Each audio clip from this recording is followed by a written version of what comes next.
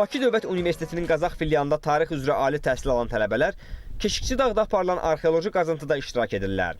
Burada tarixə əlləri ilə toxunur, üstünü örtən toz torpağı təmizləyir və tarixi burada üzə çıxarılan maddi mədəniyyət nümunələrinə əsaslanaraq öyrənirlər. Keşikçi Dağ Kurqanlar Vadisində açılmış kurqanların birinə düşdüm və orada araşdırmalar apardım, baxdım, sümükləri şotkalar vasitəsilə təmizlədim və tariximizin səhifəsində özümün bir izimi qoyduğumu düşünürəm. Tələbələrin arxeoloji qazıntı ərazisini ekskursiyaların təşkilində əsas məqsəd onların öz ixtisasları üzrə elmi biliklərini zənginləşdirmək və milli irsi olan maraqlarını artırmaqdır.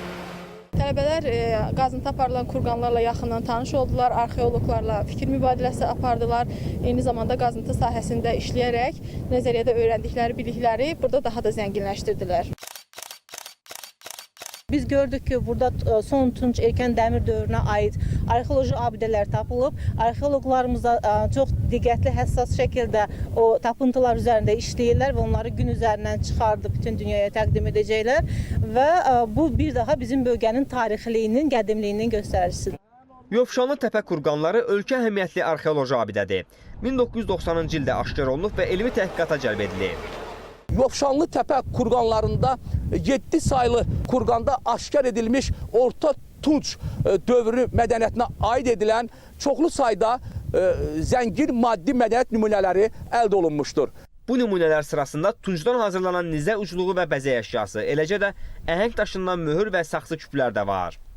Qəbir kamerasında zəngin artefaktlar aşkar edilmişdir və ilk dəfə olaraq biz bu kurqanların qazıntısı zamanı burada Orta Tunc dövrü üçün xarakterik olan inkrustasiyalı gilqablar müşahidə etmişik və bunlar da məhz bu kurqanın dövrü haqqında bizə konkret elmi nəticələr deməyə əsas verir. Biz adətən bu artefaktların qrafik təsvirlərin işlənməsində demək olar ki, əsasən masştablarını düzgün götürməliyik, ölçülərini, sonra da onların qrafik təsvirə tuşdan və müxtəlif texniki vasitələr var ki, onlarda istifadə edilməklə bunu alırıq.